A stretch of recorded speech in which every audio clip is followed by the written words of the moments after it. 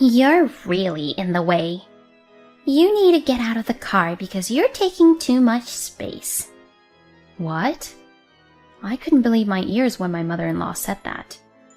Ava agreed with my mother-in-law. I know, right? I was at the end of my patience. Okay, then you can do whatever you want from here on out. I got out of the car, and then Ava and my mother-in-law smiled with a triumphant look on their faces. After that, my mother-in-law called me on the phone. Please, come back here right now. My name is Amelia. I am a 34-year-old office worker. My husband, James, and I have been married for 2 years. We met at a party thrown by a friend. I've been working hard and haven't had much time for relationships. So I had not had a boyfriend for a while, and before I knew it, I was 30 years old. My friend was worried about me and invited me to a party.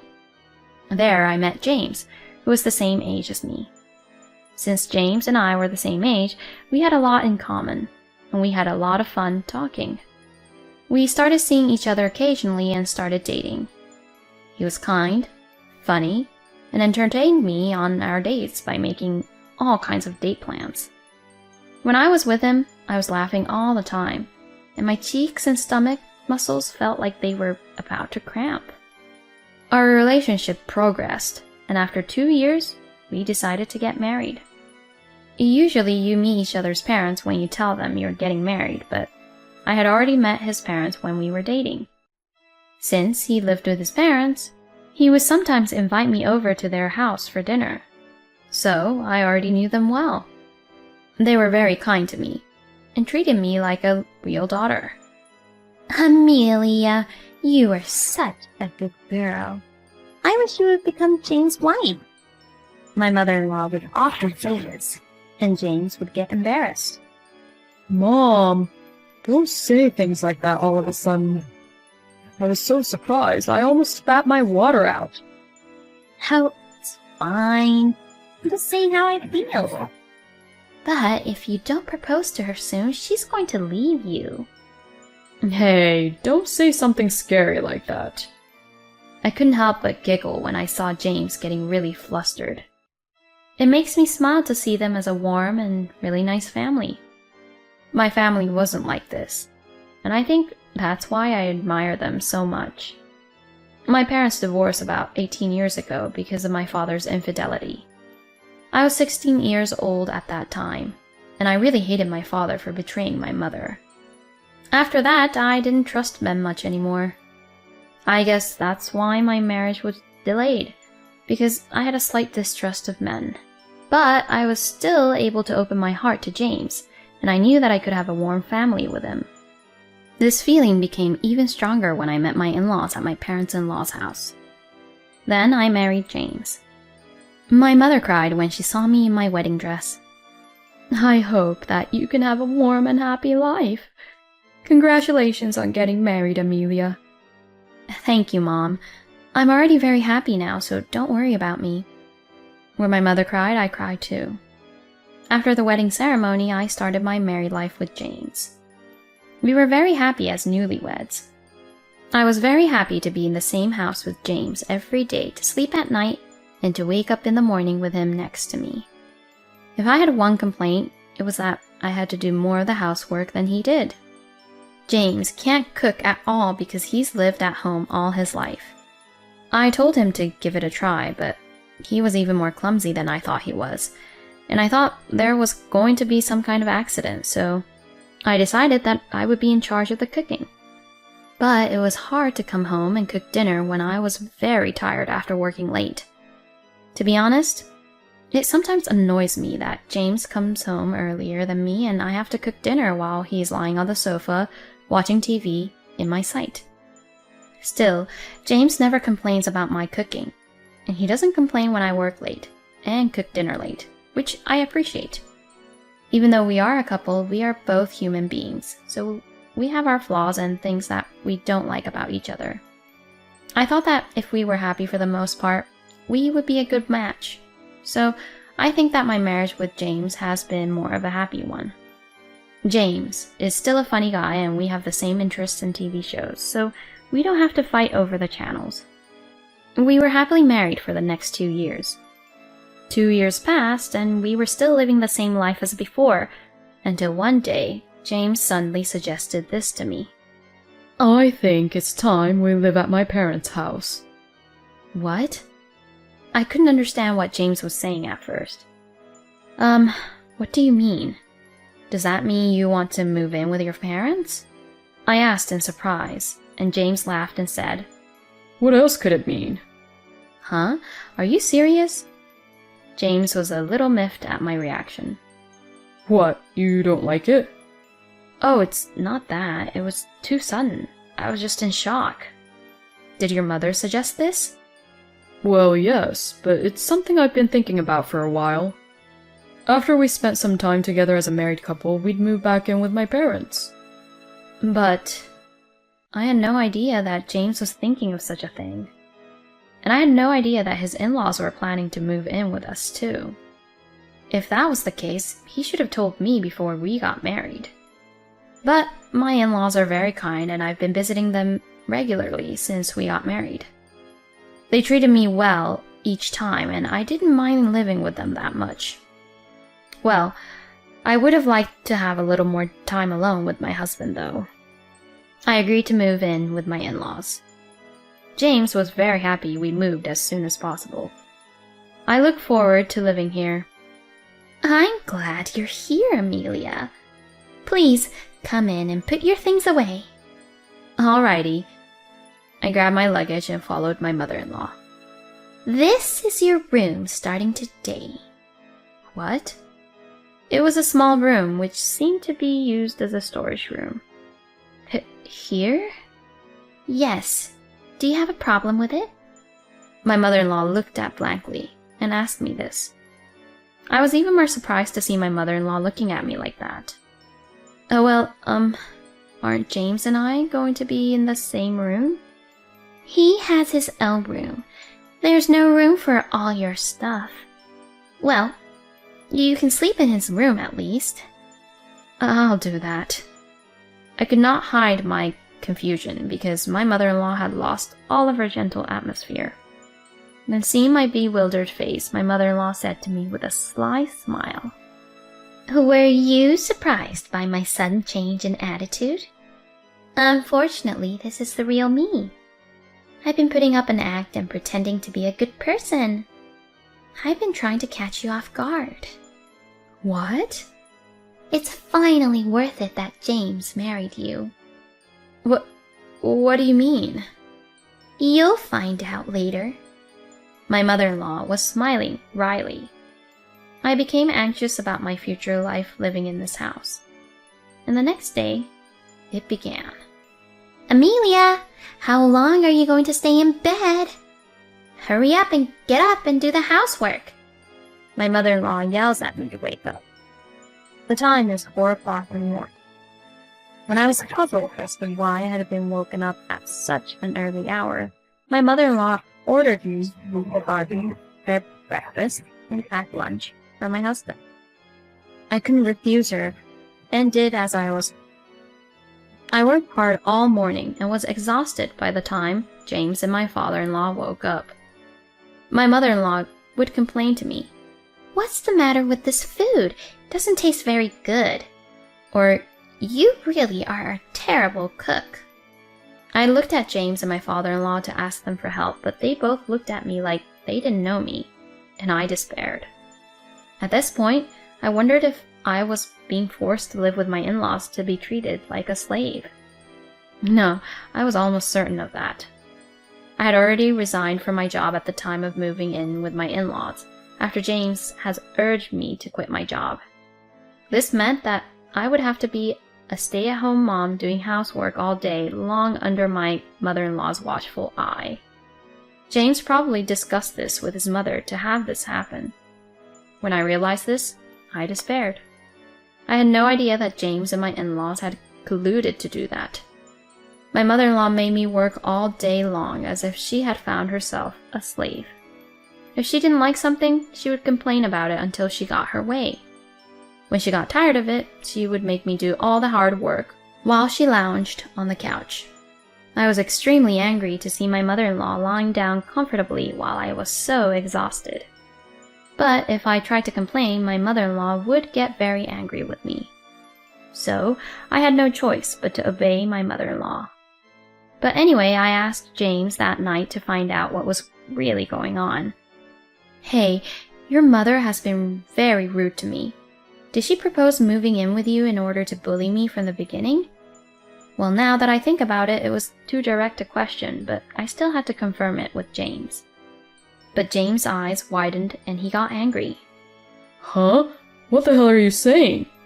Do you think I told my mom I wanted to move in with her so that she can do whatever she wanted with you? No, that's not what I meant. That's outrageous. Are you messing with me? Hold on.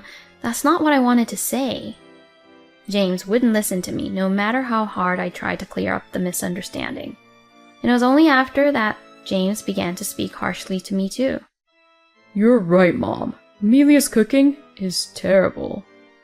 I get that you used to work, but now that you're a housewife, you're going to have to make something a little more decent. Yeah, exactly. You're a useless housewife. That's how my mother-in-law and James got together and abused me. I instantly wanted to move out of the house, but I was unemployed and retired, so couldn't leave so easily. Then my mother-in-law and James continued to abuse me, and a month had passed after moving in. And then another person appeared in front of me who frustrated me even more. It was my sister-in-law, Ava. Ava got married before James and I did, and I already had 2 children. But when she heard that James and I had moved in with my parents-in-law, she started coming over to get me to babysit her kids. I'll leave it to you again today. Ava brought her children here, and my mother-in-law accepted it as a matter of course, but of course I was the one who took care of the children. Ava's children are 5 and 4 years old, both boys, and they are very naughty, and it is really hard to take care of them. On top of that, I have to do all the housework, so no matter how much energy I have, it's not enough. I was exhausted, both physically and mentally, from being pushed around. And in the midst of all this, my in-laws planned a family vacation. They wanted to celebrate my mother-in-law's 60th birthday in a big way. I thought I would be staying at home, but my husband appointed me as the driver. Dad isn't allowed to drive because of his leg injury last year, so you have to drive. Neither Mom nor Ava have a driver's license. I wanted to stay home alone if possible, but if I refused, there would be trouble later, so I had no choice but to obey. 1 month later, the day of the family trip to celebrate my mother-in-law's 60th birthday has arrived. The destination was a resort, a few hours' drive away. We left early in the morning and I drove the car. My in-laws were sleeping in the back seat while I drove. I managed to suppress my frustration and drove for a while, and about 2 hours passed. James woke up and said, I need to go to the bathroom and get something to eat, so stop somewhere. I wanted to say, don't order me around, but I had no choice but to find a store and stop. My in-laws all probably would go to the bathroom or something as well. I thought I'd take a nap in the meantime, but only my father-in-law and James got out of the car. My mother-in-law and Ava stayed in the car and asked James to get them a drink. The most troublesome people were left in the car, and my mother-in-law and Ava had been asleep the whole time, so they were wide awake now.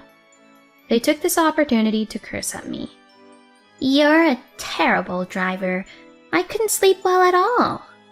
Stop lying, you were sound asleep. Your snoring was so loud. You can't do your chores, you can't drive. You're useless. I mean, why are you even driving? You're really in the way. You need to get out of the car because you're taking too much space. What? I couldn't believe my ears when my mother-in-law said that. Ava agreed with my mother-in-law. I know, right? Get out already. I was at the end of my patience, and I thought, this is my chance. If I were to leave now, they would be very troubled. Okay, then you can do whatever you want from here on out. I got out of the car and then Ava and my mother-in-law smiled with a triumphant look on their faces. They probably hadn't made a reservation for me at the resort anyways. I immediately hitchhiked away from the place. It was a bit dangerous, but I wanted to get away from there as soon as possible. Later, my mother-in-law called me multiple times. Since I was in someone else's car, I completely ignored the call. After that, the phone rang a lot, but I continued to ignore it. And when I got back to my in-laws' house a few hours later, I finally picked up the phone. Hello, what's wrong? Why didn't you pick up the phone? Where are you? I'm at home. Huh? What are you doing? What do you mean? You're the one who kicked me out of the car. I only came home because you kicked me out. When I said that, my mother-in-law went silent. Can I go now? I'm hanging up now. Wait! Please, come back here right now. Huh? You kicked me out, didn't you? Why do you want me to come back? I didn't know James couldn't drive until now. I didn't think you were the one who could drive. Oh, I see. James is too prideful, so he didn't want to tell you guys about it. James actually had his license suspended for repeated speeding violations before we moved in with his parents. That's why he can't drive now. James, when he goes for a drive with his friends, seems to change and get carried away. He was acting really cocky, huh? It's so pathetic that he got a speeding ticket. As I was laughing at him, James got on the phone. Are you making fun of me? You're so cocky, even for a wife. I won't let you get away with this when we get back. James' angry voice rang out over the phone. But I wasn't going to let that stop me. I won't be here when you guys get back. Huh? I'm leaving the divorce papers here. Oh, hold on. Divorce? What? You guys were driving me crazy, and I was exhausted, both physically and mentally. So, I decided to leave you. Your mother treated me like I was a burden, and your father didn't seem to care whether I was there or not. So, it wouldn't have mattered if I left, would it? I'm not going to let you do that. I'm not getting a divorce. You don't get to decide. I have audio recordings and kept a diary of the times when you and your mother were badgering me. I showed it to my lawyer and he told me that I could file for alimony and get a divorce on the grounds that my husband was responsible for the harassment. What? Alimony? He told me that once you come back from your trip, I file for divorce. No way! James is on the phone and he is absolutely speechless. I told them what I needed to tell them, and I could hear that they were beginning to panic, so I hung up the phone. I put down the divorce papers and hurriedly packed up my belongings and went back to my parents' house. I had told my mother everything on the phone on the way back from my trip, and she said it was the right thing to do to get rid of them, and allowed me to come back. After returning home, I immediately contacted a lawyer. I had them prepare for the divorce process as soon as possible. I was getting tons of phone calls and texts from James and my mother-in-law, but I ignored them. The messages said, "We had to hire a chauffeur to drive us to our destination on short notice, and it cost me a hell of a lot of money. And what are we going to do on the way home?" I could tell they were in trouble, and I thought to myself, that's what they get. After that, I immediately filed a divorce suit against James through my lawyer, and I also demanded for compensation for the moral harassment. I sent a content-certified letter to James' workplace, and he immediately responded. According to my lawyer, James was angry that people at his workplace found out about it, because I sent it to his office, but that was also part of my plan. I had heard rumors that James had a reputation at work as a loving husband, so I decided to let them know, including a warning that he was a liar, and that he should beware of him. As a result, I was able to get a divorce and alimony was paid. I heard that James is now getting cold stares from people at work because of this incident, and he is feeling a bit ashamed. But he can't quit his job because he has to pay the alimony. My ex-mother-in-law had to do housework again because she didn't have me to do the work anymore, and Ava still came to their house to ask them to take care of her kids, which resulted in my ex-mother-in-law getting a bad back.